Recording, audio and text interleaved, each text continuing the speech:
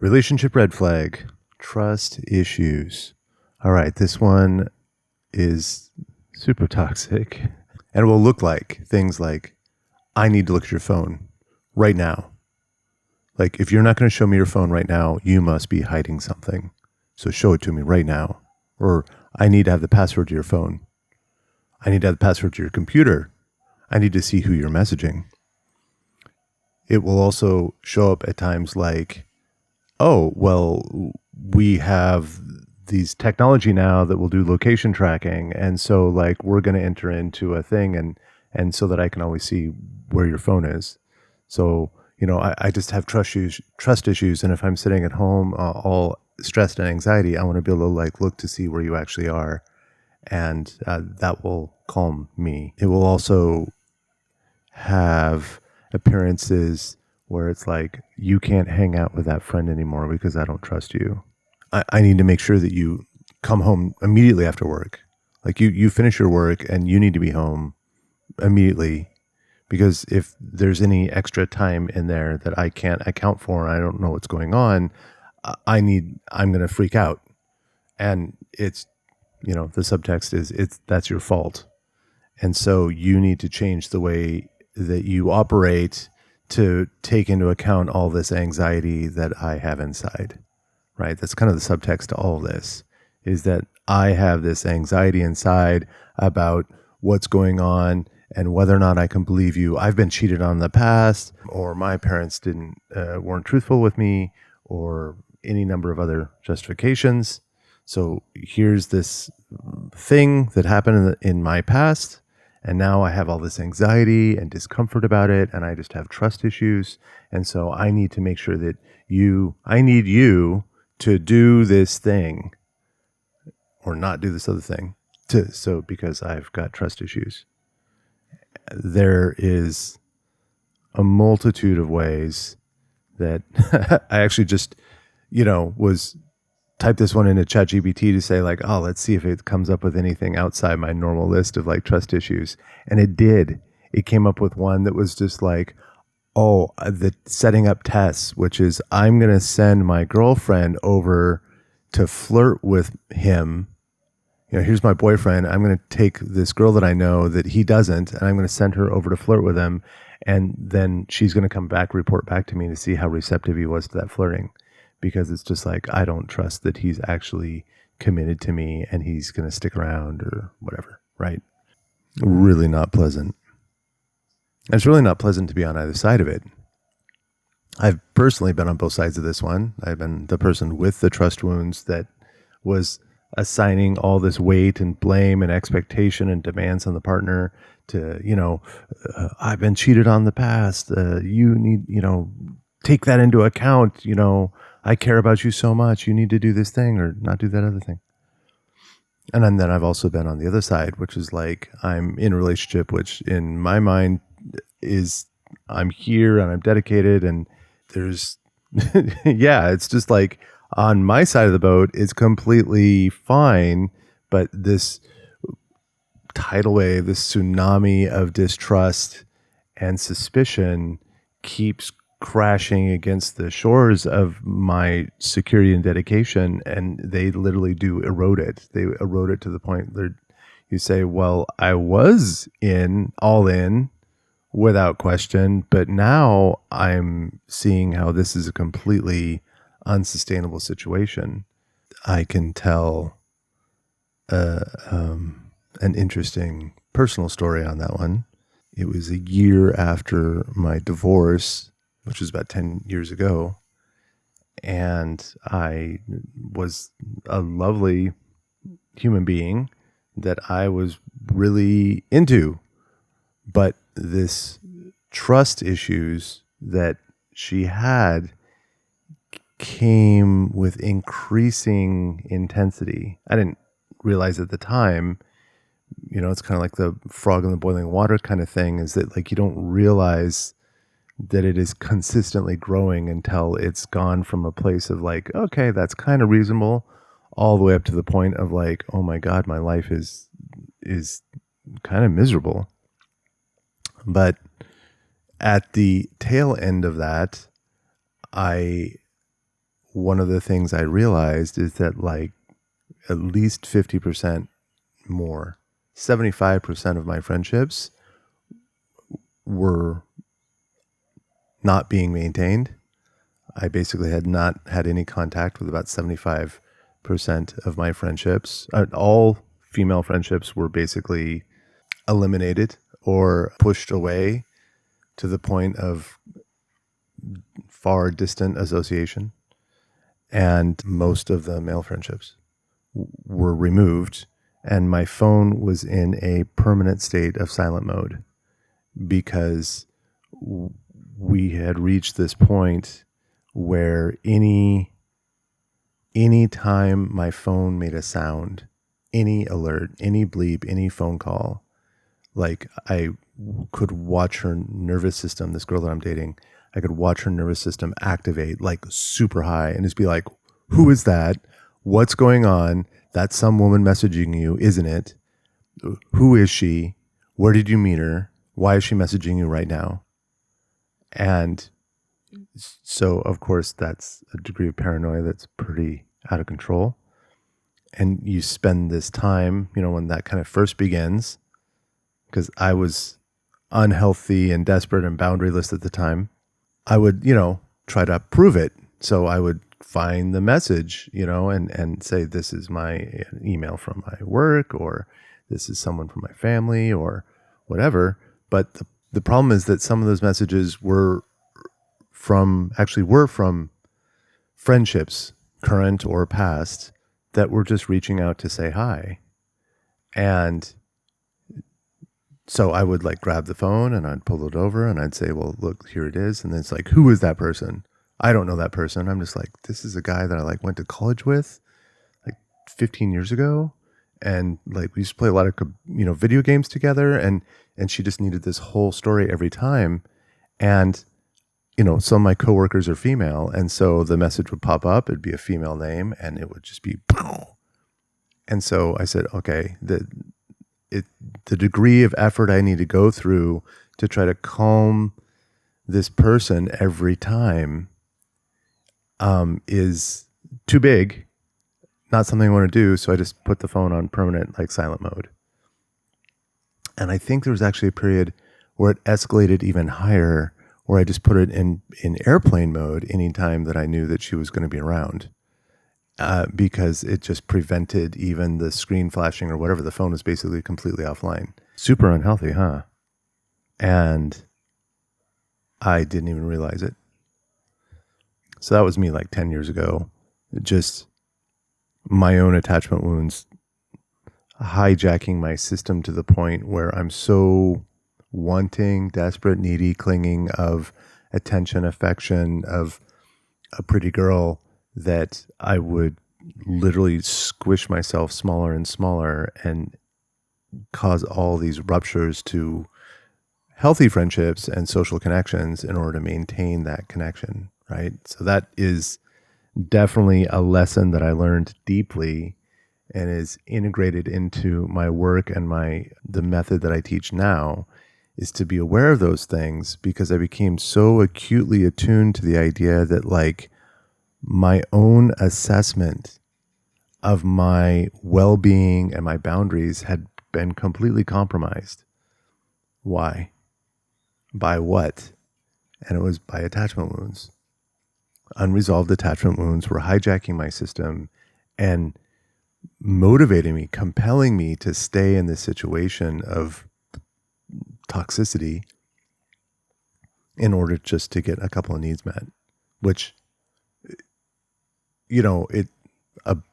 something that causes that is that I'm in this fundamental believed state that I'm unable to achieve any of those needs or getting those needs met on my own.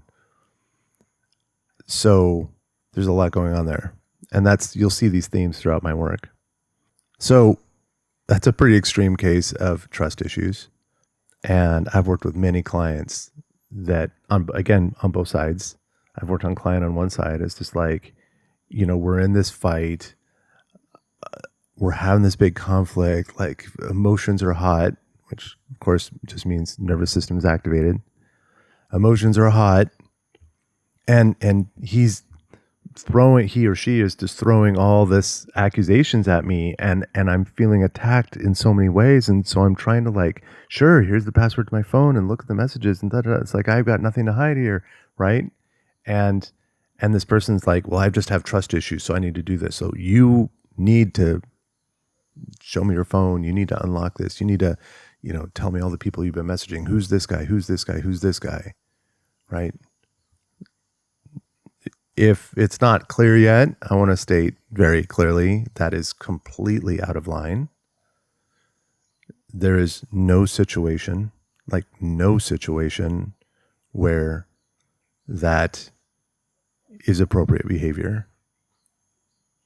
I guess the closest situation I could think of is that this person that I'm interacting with is in like sole custody and power over my child. And I suspect them to be involved with hazardous activities and hiding it, right? That might be the one exception.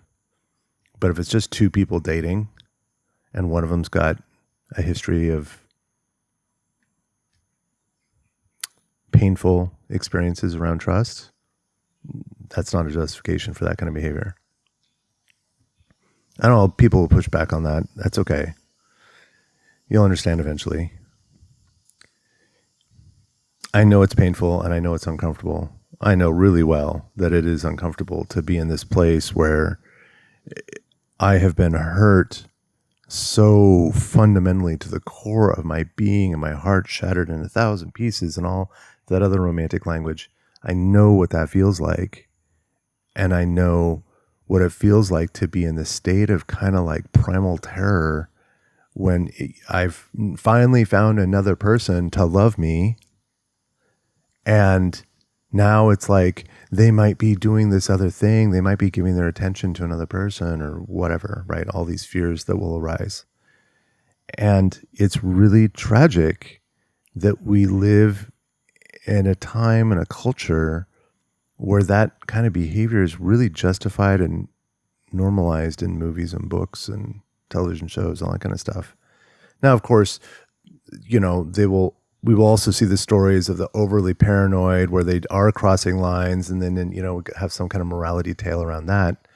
But the number of times that I see movies and TV shows where they literally have written into the story with intention an aspect of the main characters feeling all emotionally hurt or pissed or disrespected or whatever because they have a prior wound and then now they're engaged with a new person and then they're projecting that wound onto this new person and then they just say this is reasonable or this is acceptable.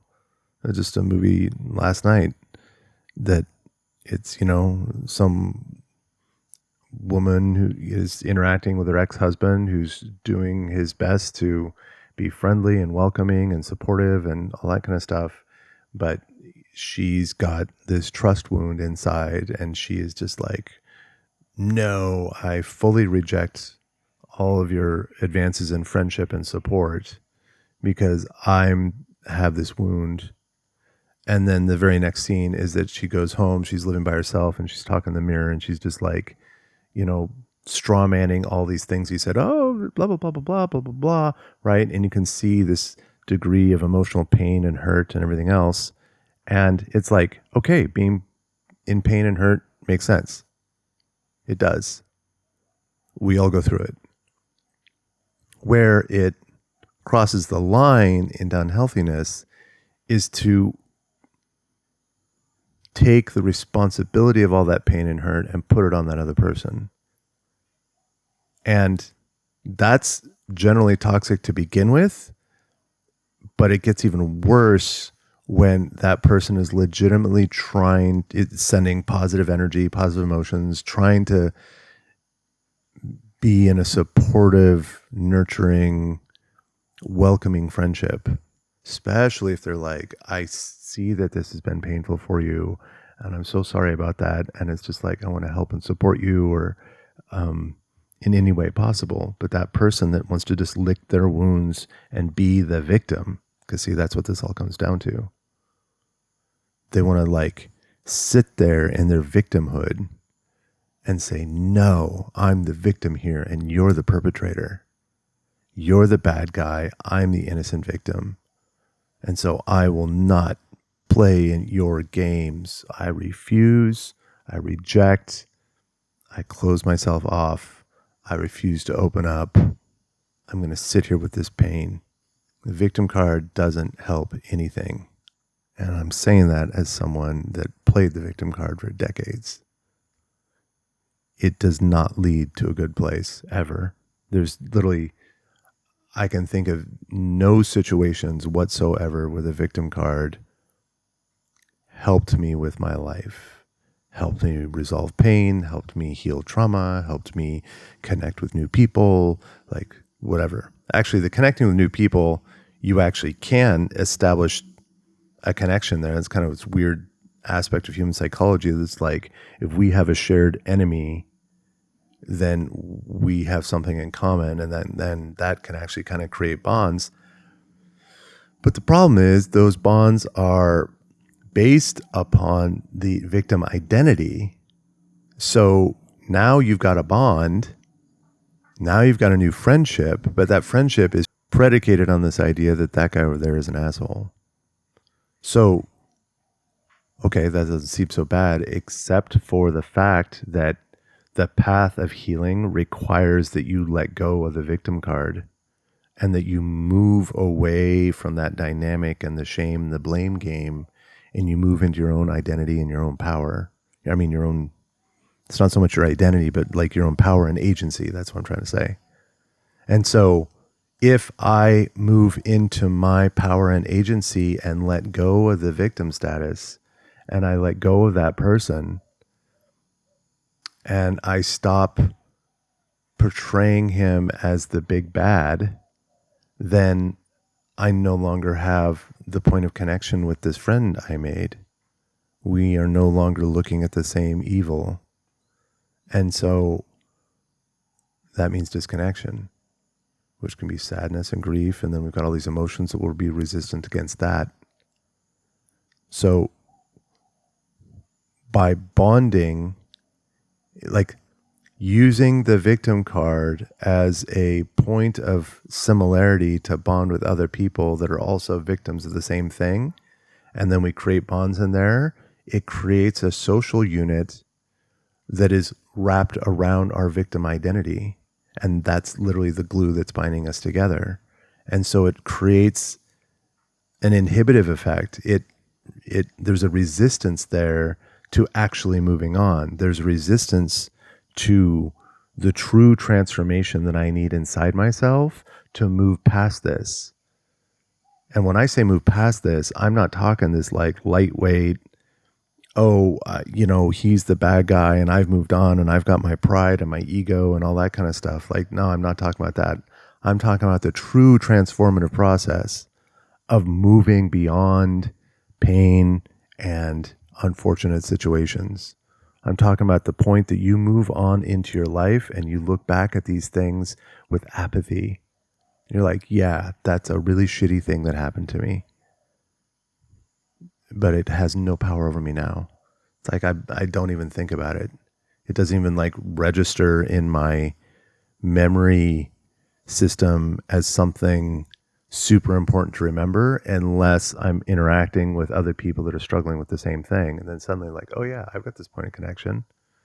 I remember going through that. I mean, honestly, that's what all of this is.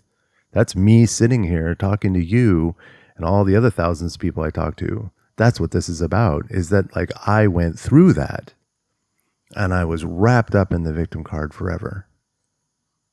The amount of time wasted behind the victim card is just like, whoa.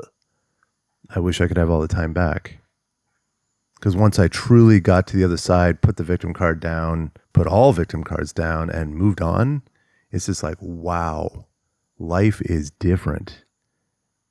It's new and exciting and filled with possibilities and hope. And it's just like all that shit that happened doesn't have power here anymore. And that's what I want to help you accomplish. So I've kind of strayed a little bit from, but we're still on this idea of like trust wounds are a great big victim card that they're going to sit here and hold in front of their face and be like, you need to do this thing. I'm going to make all these unreasonable, toxic demands on you. And then they whip out this victim card and say, because I was the victim. And there's these big bad guys and I just don't feel safe anymore. And you are one of the bad guys too. I'm connecting with you because I want love and affection and sex and cuddles, blah, blah, blah, whatever, right? So you see how even at the very beginning, it is like that relationship is on shaky ground. I have all these trust wounds inside myself. And I definitely want to like grab you and pull you closer so you can like help me feel better. Because, you know, there's other things that happened when my trust was broken, felt horrible. And I didn't actually go through the process of self-regulating or finding the cause of those wounds or whatever. And people say, Kirby, what the hell are you talking about? Like, he lied to me. Yeah, he did. She cheated on me. Yes, she did. The power that those events have over us is still me. If I choose to live my nervous system in a state where those events have no power over me, I am free. Sure, they suck. They're more inconvenient and logistically difficult than anything. Yeah, it sucks to have someone lie to you. It sucks to have someone running a long-term deception. I kind of like this term. There's a difference between like, hey, I'm going to pick up the yellow crayon and then they pick up the black crayon instead. It's just like, did you lie to me? You know, I'll go to the store and I'll get milk. And then they spend all afternoon playing World of Warcraft or whatever. That's so dated. Baldur's Gate 3 or whatever the hell the hot thing is now. Fortnite. I'm going to go to the store and get milk. We'll be stocked up by the time you get back from work. And then you get back from work and they're not stocked up. And you're just like, you did not follow through on your commitment. Is that a lie? Kind of, yeah. By the most technical definition, yeah. It is a commitment broken. Now, I make a distinction between that and what I call a long-term deception. The long-term deception is that, like, I am telling a series of lies over a long period of time to make sure that you keep believing that whatever it is you need to believe so that you remain available to me, right? And a good example of this is, the cheating, infidelity aspect, in a marriage. I went through that, unfortunately. But it's like, okay, I'm going to, we ask about one thing and they give an answer that's reasonable and you're like, okay. And then later on, you're like, well, I'm a little bit suspicious about this. And they give you an answer and you're like, okay, that's reasonable. I don't want to be a suspicious person that's full of paranoia. I don't want to be a person that has trust wounds. I don't want to be trying to dominate my partner out of my own sense of suspicion and paranoia and the past wounds. I choose to trust them. And then they keep doing the deception over and over and over a long period of time. And then you get to the end and you finally kind of have the big reveal. And it's the dramatic scene where it all kind of comes into your mind and then you're like utterly destroyed. Well, we can talk about that. And it's like, how can I ever trust another person again? And the answer to that question is you choose to. And it's that easy. How can I ever trust another person again when someone has lied to me over such a long period of time? Someone who's like, taken money and, destroyed my life and whatever that means. and, taking my children, taking my house. That one happened to me. Yeah. How can I ever trust another person again? And the answer is you just choose to. Trust is always a choice that is given. Trust cannot be taken. It cannot be demanded. It cannot be extracted out of a person. At the end of the day, it's always their choice. So then someone will say, no, what are you talking about? There's no way I would ever trust anyone again. Okay, why? Like, because it hurts so much. Like, oh, okay. So this isn't really about trust. This is about fear of discomfort. This is about aversion to a situation where you might feel betrayed. Okay, let's look at that for a second. And then we begin to realize that what even is betrayal, or these feelings, they're just negative feelings. They're like, yuck, this feels horrible. Like my values weren't valued. They're my goals and dreams and hopes and plans, and my time was consumed, and my money was consumed. My very life essence was consumed investing into this situation and this relationship and this person. And they just used all that, and they, for their own benefit, right, to finish university, or to get the good job, or to have a nice place to live, or, to take all the financial resources to buy bags and video games, whatever, I don't know what, right? And then they left. And it's like, I was in this situation offering all these things that I had to offer, and they just greedily consumed all that, and then they effed off, right? Yeah, that feels bad. But it's a feeling. It's a really uncomfortable, yucky feeling.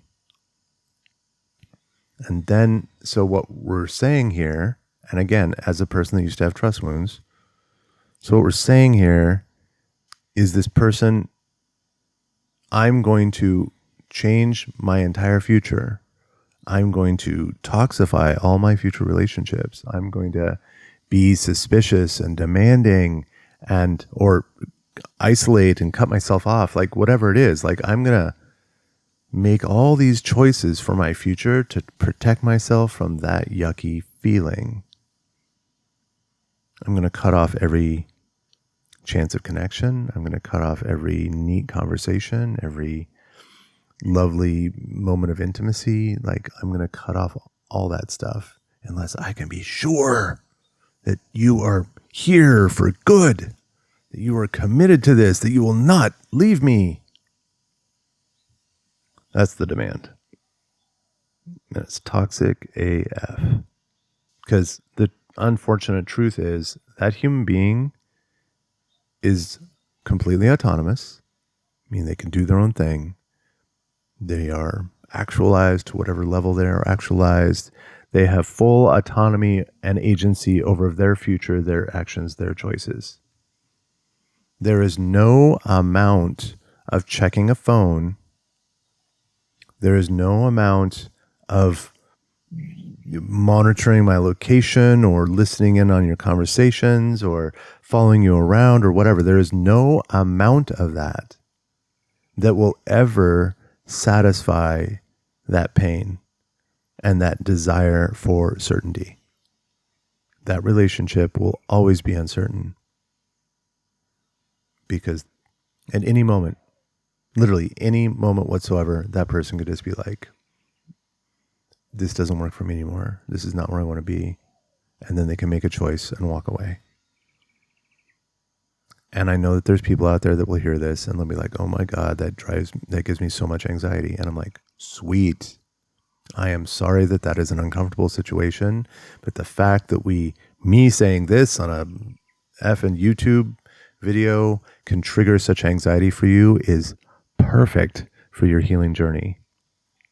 That means you have a perfect opportunity, a place that you can go using my other methods I talk about in other videos to unwind and heal that particular trauma, that particular fear. So you get to make a choice. Do you want to live your life in a state of fear, suspicion, panic, paranoia for nothing more than avoiding an uncomfortable feeling? Do you want to live your entire life in a state of disconnection from others because you're so terrified that it might hurt? That's a question only you can answer. I hope your answer is no. But for some of you, your answer is yes. Call me, message me, let's work together. I'll do what I can to help you with that. I feel like I shifted from like, this is a red flag for the people whose partner has trust issues, and we've shifted over to like the cause of all this for the people that do have the trust issues. I hope this is beneficial for whoever's watching. But I'll tell you another aspect of this that comes from this year-long situation where I got smaller and smaller and smaller over time, and I ended up completely silenced and isolated from my friends, is that it doesn't get better. And after that, I have worked with many other people, both in personal dating and also coaching others that are going through relationship difficulties. And there are no situations, not one, that I've ever seen, witnessed, read about, heard about, whatever. Not one situation where the person was in that state of I have trust wounds, paranoia, aversion, whatever, where doing the thing that they wanted actually made their fear go away. Complying to their demands, never, not once that I'm aware of, has ever led to a situation where the trust was like, oh, okay, I'm fine. I trust you now. Like it might be in the moment. It might be that one time. It's like, oh, you're cheating on me. Let me see your phone, whatever. And then you scroll through and it's like work. And, and then some, alert for a sports team or some, whatever, something innocuous. So in that moment, they might be like, oh, okay.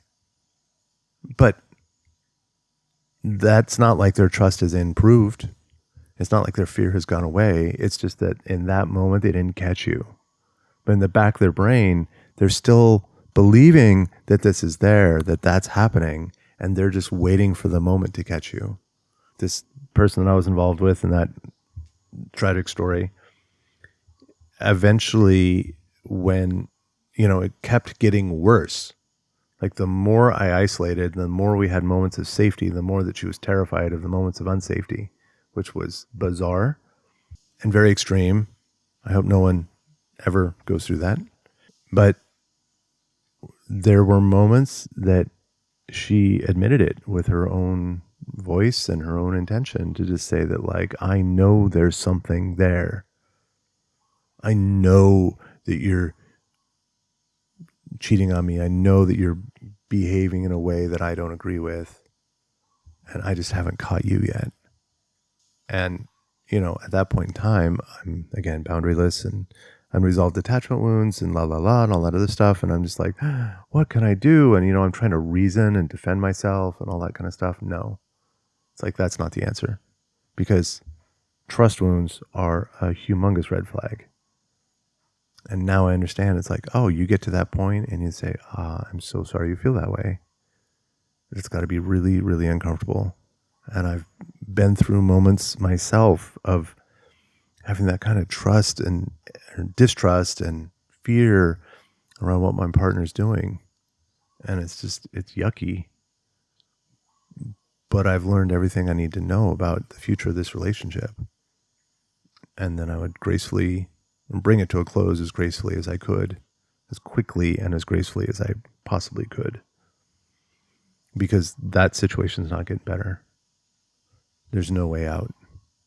And of course, this frequently leads to controlling behavior. Here we are, like at the end, bringing up another red flag, but these two go together. They're like married partnership of toxicity as a universal constant, that trust issues lead to controlling behavior. You need to do this, you need to do that, whatever.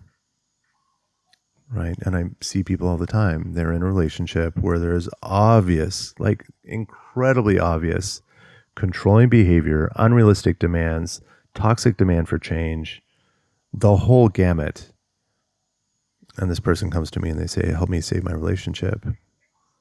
And my gut and my entire heart of caring about this future where people can have healthy relationships and build healthy children, that entire part of me revolts, and it is just like, blah. So this relationship doesn't need to be saved. This relationship should be ended at all costs as quickly as possible. But of course, you can't tell someone that when they're in the midst of attachment panic. So hold space, be caring, unconditional positive regard.